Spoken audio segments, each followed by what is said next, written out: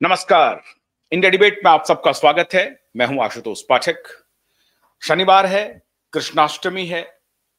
कृष्णाष्टमी की आप सबको हार्दिक शुभकामनाएं।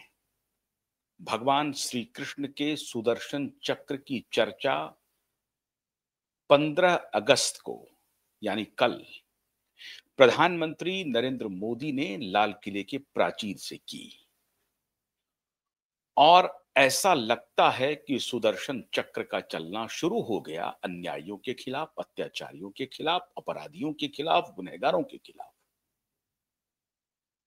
आप कल्पना नहीं कर सकते हैं कि ये सब जो चमत्कार हो रहा है, ये होते ही जा रहा है और ये चमत्कार अभी और आगे बढ़ेगा, ये और होगा।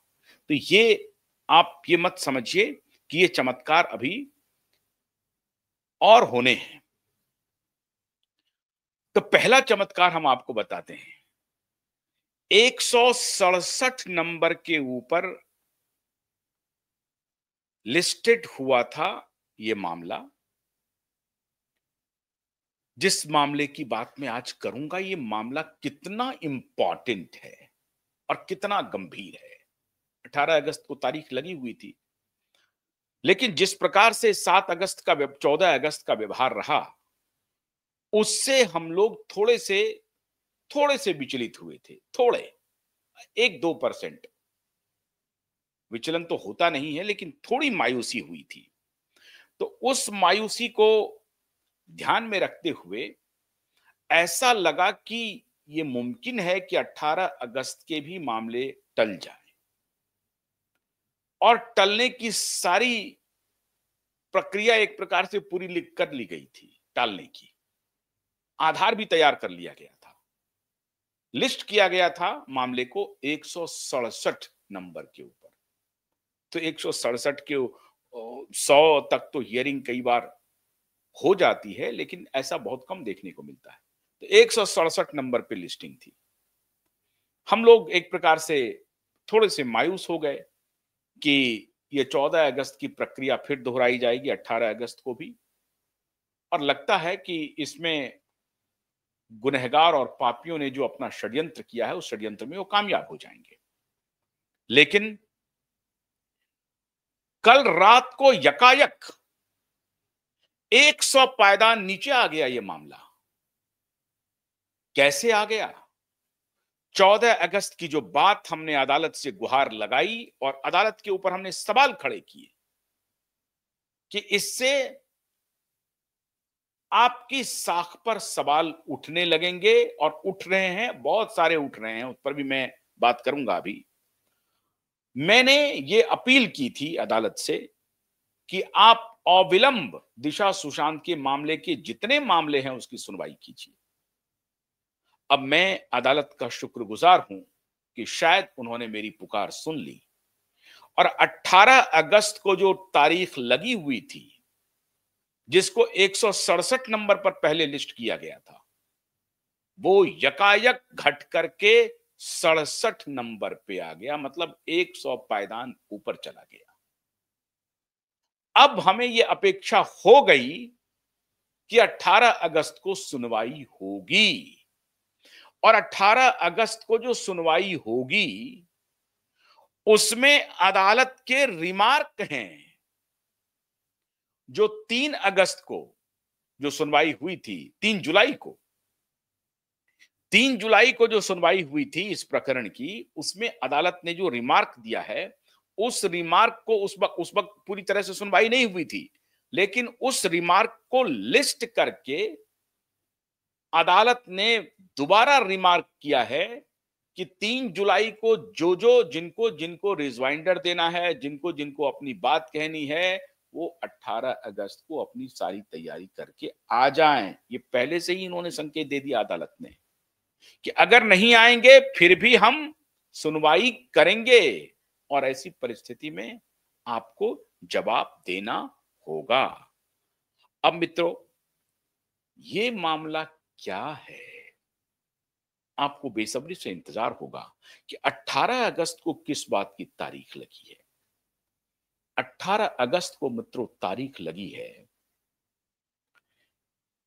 क्लोजर रिपोर्ट जो सीबीआई ने फाइल किया था रिया चक्रवर्ती के खिलाफ, वो क्लोजर रिपोर्ट रिया चक्रवर्ती के खिलाफ था, जिसको कि प्रचारित किया सारे मीडिया समूहों ने, आदित्य ठाकरे के पूरे कुनबे ने, और ये जो रिया चक्रवर्ती है उनके कुनबे ने, कि रिया को क्लीन चिट मिल गया। सारे मीडिया समूहों को नोटिस जा चुका है। उस नोटिस पर 3 जुलाई को जवाब देना था। एक मीडिया समूह ने ऑलरेडी एक अदालत में, लाइव लॉ ने बजाप्ता अदालत में माफी मांग ली है, और जो भी फिक्सस या डिस्टॉर्टेड आर्टिकल जो उन्होंने छापा था, जो फैक्चुअली इनकरेक्ट था, उसको उन्होंने टेक डाउन कर दिया। दूसरे मीडिया समूह टाइम्स ऑफ इंडिया ने अपना एक रिप्लाई भेजा है, जो लीगल नोटिस गया था उसका रिप्लाई उन्होंने भेजा है कि हमने जो अपने यहां आर्टिकल छापी थी टाइम्स ऑफ इंडिया में, वो हिंदुस्तान टाइम्स और मिड डे को ध्यान में रखते हुए छाप दी थी, क्योंकि वहां भी ये खबर पब्लिश हुई थी। मतलब उनका कोई अपना नेटवर्क नहीं था, उनके खिलाफ भी अलग से सेपरेट नोटिस गया हुआ है। और इस नोटिस में किनके नाम का नोटिस है? आदित्य ठाकरे के नाम का नोटिस है, रिया चक्रवर्ती के नाम का नोटिस है, सुभाष चंद्रा के नाम का नोटिस है, टाइम्स ऑफ इंडिया है, हिंदुस्तान टाइम्स है, मिड डे है, इंडिया टुडे ग्रुप के बड़े जाने माने पत्रकार हैं। इन सबको अपना रिप्लाई फाइल करना है, और वो रिया के दोस्त भी हैं उसमें शामिल, उनको भी अपना रिप्लाई फाइल करना है। उनके तरफ से भी कोई रिप्लाई नहीं आया है। इन सबको अभी अपना रिप्लाई 18 अगस्त को फाइल करना है, और ये केस लिस्ट हो चुका है 67 नंबर पे। अब आप कहेंगे कि 67 नंबर पर लिस्ट हो चुका है, जब उस दिन मैटर लिस्ट ही नहीं हुआ 14 अगस्त की, तो इसकी सुनवाई होगी कि नहीं होगी? नहीं, एक फर्क है। डिवीजन बेंच में ये लगा हुआ है, ध्यान रखिए। और डिवीजन बेंच में जो जज साहब हैं, ये वही जज हैं जिन्होंने मुंबई पुलिस की एक फर्जी रिपोर्ट को, जिसमें कि एक झूठे गवाह को खड़ा कर दिया मुंबई पुलिस ने, और एक फर्जी रिपोर्ट बना ली, और उसको सुसाइड कह करके उसको केस को क्लोज कर दिया था, मर्डर केस को। ये वही जज हैं जिन्होंने मुंबई पुलिस की आंत से खबर निकाल ली। मतलब जो वो छुपाना चाहता था, जो बचाना चाहता था अपने क्लाइंट को, उसको बचने नहीं दिया, और अंदर की खबर अदालत ने निकलवाई, और पुलिस को इस मामले में जो भी उनको सजा सुनानी थी वो सुनाई गई। ये उन्हीं माननीय जज का बेंच है। बहुत स्ट्रिक्ट और ऑनेस्ट जज है। इसीलिए हमें पूरा भरोसा है कि 18 अगस्त की जो सुनवाई है, सोमवार को सुनवाई है, कल रविवार है, सोमवार को जो सुनवाई होगी उसमें इन सबको रिप्लाई फाइल करना है, और वो सुनवाई लाइव होगी। ये भी जान लें आप, वो सुनवाई पूरी की पूरी लाइव होने वाली है। 14 अगस्त को तो इन्होंने मैनेज किया। एक और बात हम बताएं कि 14 अगस्त को जितनी हियरिंग थी, उसकी मोस्टली जो तारीख मिली है वो अक्टूबर में मिली है, सितंबर में भी नहीं, अक्टूबर में मिली है। लेकिन दिशा के केस को 29 अगस्त की तारीख मिली, और ऐसा भी हो सकता है कि तारीख 29 अगस्त को है, फिर भी हमारे कानूनी योद्धा लगे हुए हैं कि उसको प्रीपोन्ड किया जाए। कोशिश यह हो रही है कि आप 29 अगस्त के पहले सुन लें। जिस प्रकार से 18 अगस्त का जो हियरिंग थी, वो ऐसा लग रहा था 14 अगस्त के व्यवहार से कि 18 अगस्त को मैटर आएगा ही नहीं कोर्ट पे। हम लोग भी एक प्रकार से यही सोच रहे थे कि जो 14 अगस्त को इन लोगों ने व्यवहार किया है, यही भी 18 अगस्त के लिए भी ऐसा ही व्यवहार करेंगे। तो हम लोग एक प्रकार से ये थे कि हो सकता है कि मैटर ना लगे, लेकिन मैटर 18 अगस्त को लग गया। तो पहले लगा 167 पे, और फिर कल रात को यकायक ये मैटर घट करके 67 पे आ गया। इसका मतलब है इंटेंशन साफ है, नीयत साफ है अदालत की तरफ से कि ये किसी भी सूरत में इस केस की सुनवाई होगी। अब जो 29 अगस्त को तारीख लगी हुई है, 29 अगस्त के लिए भी हम लोग कोशिश कर रहे हैं कि अदालत को मनाया जाए और कहा जाए कि ये जो आपने इतना लंबा जो तारीख दे दिया है, तो जब आपने ही 7 अगस्त को कहा था कि नहीं हम 2 सप्ताह की तारीख नहीं दे सकते हैं और आपके आदेश पर ये 14 अगस्त की तारीख मिली थी, फिर किसने इस तारीख को डिस्टॉर्ट करके 29 तारीख लगा दिया? अब मैटर को कोर्ट पे आने ही नहीं दिया। तो आप रजिस्ट्री की सुनवाई कीजिए, रजिस्ट्री को बोलिए, वहां रजिस्ट्री कहा जाता है महाराष्ट्र में, रजिस्ट्रार के ऑफिस को, तो रजिस्ट्री को कहिए आप आदेश आदेश दीजिए कि ये जो सुनवाई है जिसको आपने 29 अगस्त किया है, उसको प्रीपोन किया जाए। अब इससे 2 फायदे होंगे मित्रों। पहली बात तो ये कि हम उनको अदालत को इस बात का इल्म होगा कि हम लोग इस मामले को छोड़ने वाले नहीं हैं, पीछे पड़े हुए हैं। हर तारीख पर हम लोग संज्ञान ले रहे हैं और हर तारीख का जिक्र कर रहे हैं। मतलब एसएसआर वॉरियर और जो दिशा के लिए न्याय की मांग में बैठे हुए लोग हैं, वो हमेशा इस केस से पूरी तरह से जुड़े हुए हैं, एक-एक दिन का इंतजार कर रहे हैं। और ये बात हम समझा पाने में कामयाब हो चुके हैं अदालत को। वरना ये 18 अगस्त का की जो लिस्टिंग थी, वो 167 नंबर पे रहती और फिर ऐसे ही सुनवाई होती ही नहीं। और जो रिमार्क है उसमें लिखा हुआ, वो रिमार्क के साथ उसमें लिखा हुआ है। मैं अभी आपको वो रिमार्क भी दिखाता हूं, जरा आप उसको देख ही लीजिए। प्रभात जरा इसको आप दिखाएं, मैं आपको 1 मिनट जरा भेज रहा हूं। ये रिमार्क है जो कि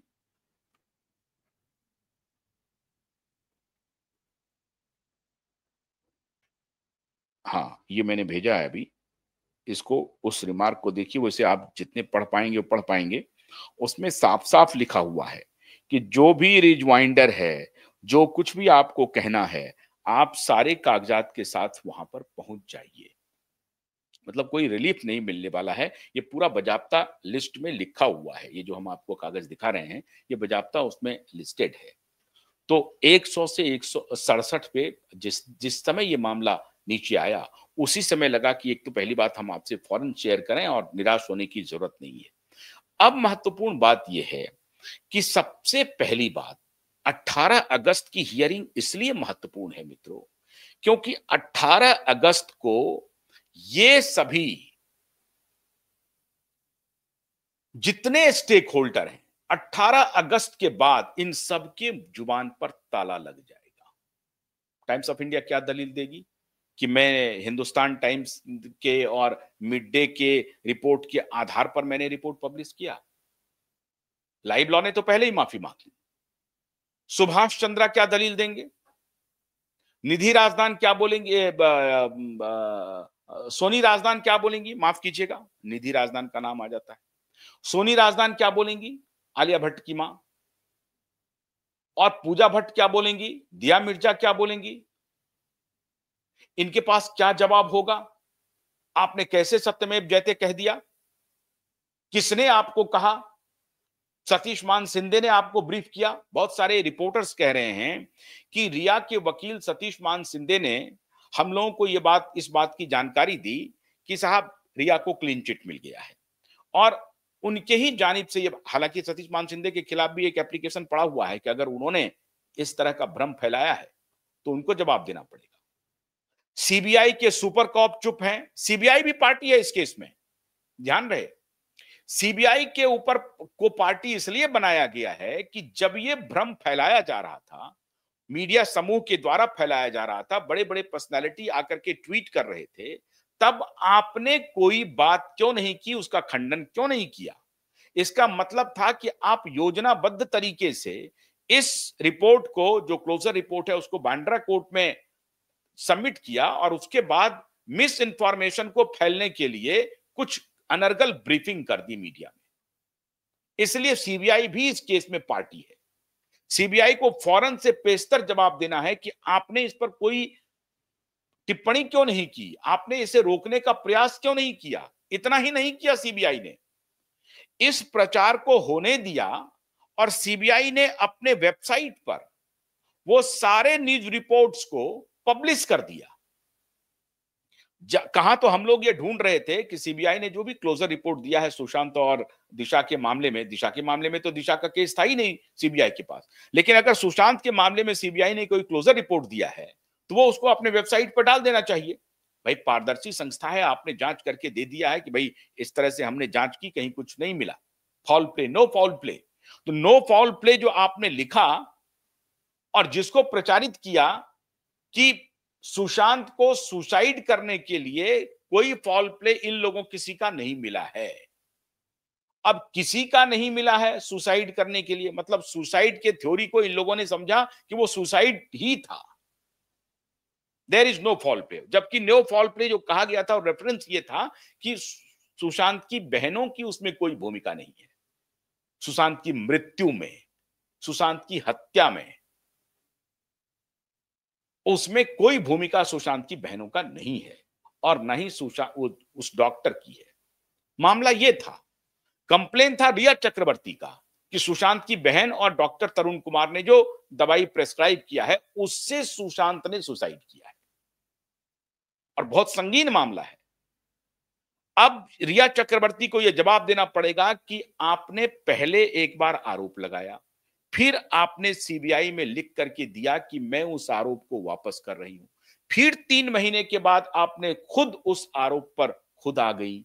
ये चल क्या रहा था? रिया का रिप्लाई बहुत इंटरेस्टिंग होने वाला है मित्रों, बहुत इंटरेस्टिंग होने वाला है। रिया को सीबीआई कोर्ट में अलग रिप्लाई देना है, ध्यान रहे। ये जो मामला है क्यों महत्वपूर्ण है और क्यों 18 अगस्त की तारीख बेहद महत्वपूर्ण है। जो 12 अगस्त को जिसमें रिया अपियर नहीं हुई वो सीबीआई कोर्ट अलग है, ये मुंबई हाई कोर्ट में मामला है और उसमें रिया को पार्टी बनाया गया है कि आपने जो कहा सत्यमेव जयते है, आपने जो फॉल्स कंप्लेन दर्ज किया बांद्रा पुलिस में, उसका आधार क्या था। क्योंकि ये जो कंप्लेन आपने दर्ज किया था उस कंप्लेन को झूठा बता दिया, गलत बता दिया सीबीआई ने इंक्वायरी करके। तो रिया को यह पूछा गया है कि आपने जो कंप्लेन दर्ज कराया सुशांत की बहनों के लिए के खिलाफ, उसका आधार क्या था। यह रिया चक्रवर्ती को जवाब देना है 18 अगस्त को। आदित्य ठाकरे को जवाब देना है,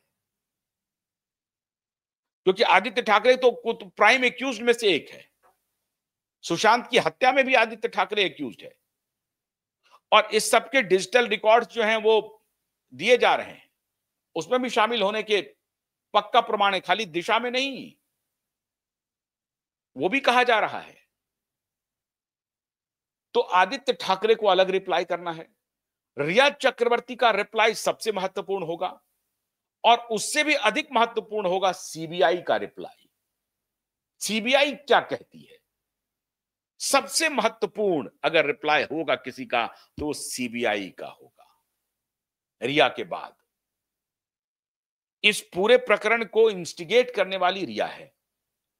रिया ने यह मुद्दा उठाया कि सुशांत की बहनों और डॉक्टर की वजह से सुशांत ने आत्महत्या की। उसके बाद मुंबई पुलिस ने जांच की, उसके बाद यह जांच सीबीआई के पास आई और फिर सीबीआई ने जांच करके उसमें अपनी रिपोर्ट पेश की कि नहीं, ये रिया का जो भी ये जो कंप्लेन है ये गलत है, ये फॉल्स है, झूठा है, ये सीबीआई ने कह दिया। तो सीबीआई को ये रिप्लाई फाइल करनी पड़ेगी, ये कहना पड़ेगा कि हमने ये नहीं कहा था कि रिया को क्लीन चिट मिल गया है, हमने कहीं नहीं कहा है। हमने तो रिपोर्ट पेश की, जो रिया का कंप्लेन था वो कंप्लेन झूठा साबित हुआ, इसकी जांच हमने कर ली। अब देखिए कितना बड़ा षड्यंत्र हुआ मित्रों, और इस पर मैं आपको पहले बता चुका हूं कि एक तरफ तो रिया को के लुकआउट नोटिस को क्वैश करने के लिए सीबीआई अपियर हो रही थी 27 दिसंबर को, जनवरी में भी अपियर हुई, सुप्रीम कोर्ट भी सीबीआई आई और वो सीबीआई फटाक से सुशांत का केस क्लोज कर देगी। ऐसा आप सपने में भी सोच सकते हैं? वो क्यों इंतजार कर रही थी एसआईटी की जांच का? और एसआईटी अभी क्लोज भी नहीं की है। फिर कहां से ये मामला आया? क्यों ये ख्याल आ गया? किसके मन में ये ख्याल आया कि फौरन से पेशतर क्लोज हो गया? तो इसका मतलब है कि पूरा गिमिक फैलाया गया। अब उस गिमिक का जवाब 18 अगस्त को सीबीआई को देना है। सीबीआई अब पूरा जवाब देगी कि साहब हमने तो जो हमारा जो कंप्लेन था रिया चक्रवर्ती का, उसके मामले में हमने क्लोज किया है। और सीबीआई के जवाब पर अगर सीबीआई को, चूंकि ये पूछा गया है सीबीआई से कि आपने क्यों फैलने दिया भ्रम, ये जब झूठ फैलाया जा रहा था, एक के बाद एक ट्वीट हो रहे थे, बड़े बड़े खिलाड़ी सुभाष चंद्रा से लेकर के दिया मिर्जा तक ट्वीट कर रहे थे, तो आपने क्यों नहीं कहा कि नहीं ये भ्रम फैलाया जा रहा है, सुशांत का केस क्लोज नहीं हुआ है, सुशांत की इंक्वायरी चल रही है? आपने ये बात क्यों नहीं कही? कहीं नहीं ने कही।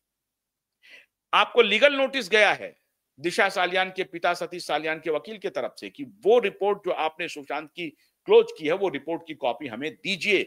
2.5 महीने हो गए हैं, आपका कोई रिप्लाई नहीं आया है। इसका मतलब है कि आपने कोई क्लोज किया ही नहीं है, तो क्यों रिप्लाई देंगे आप? तो जो रिपोर्ट पेश हुआ है उसी रिपोर्ट पर अभी चर्चा होगी, क्योंकि वो रिपोर्ट कहीं है ही नहीं कि सीबीआई ने सुशांत का केस क्लोज कर दिया। वो रिपोर्ट कहीं है ही नहीं। केस सिर्फ क्लोज हुआ है कि रिया झूठ बोल रही है, रिया का झूठ पकड़ा गया है, रिया बेनकाब हो गई है, उस पर रिप्लाई सीबीआई को देना है।